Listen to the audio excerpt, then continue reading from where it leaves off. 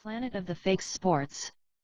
In 2009, Dante Stallworth was charged with DUI manslaughter and received a 30-day jail sentence and 10 years probation after he killed a man while driving under the influence of alcohol.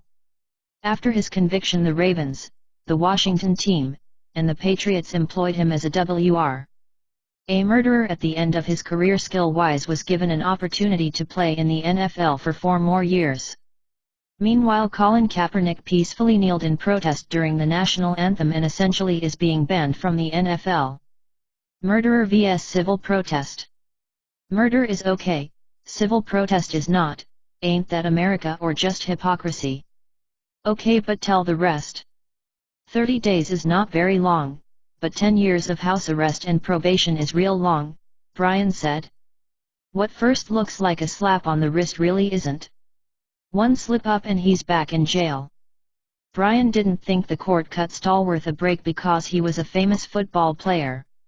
But Bryan said one of his Florida friends was sentenced to 5 years in jail and 20 years of probation and had his license revoked for life for a drunk driving accident that killed a passenger. Had the accident occurred in Ohio, Stallworth might not have gotten off with such a light jail sentence. Generally, we're talking years when alcohol's involved. We're not talking 30 days, said Jerry Gold, a veteran Cleveland criminal defense lawyer.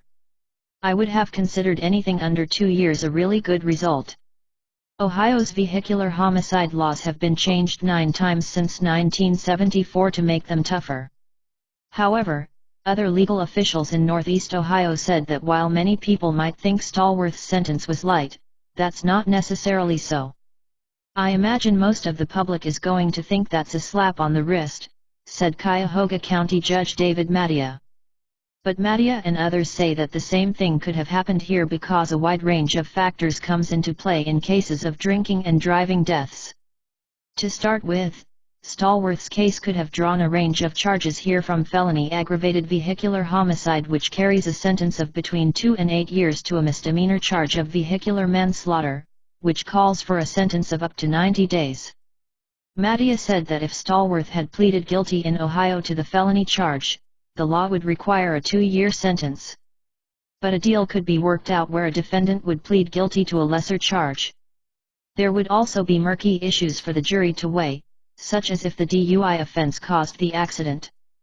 After a night drinking at a bar in Miami Beach's Fontainebleau Hotel, police said Stallworth hit Reyes, a construction crane operator who was rushing to catch a bus after finishing his shift around 7:15 a.m. Stallworth told police he flashed his lights to warn Reyes.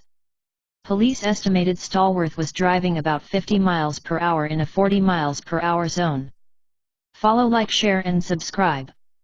www.amor-ica.com/umbrella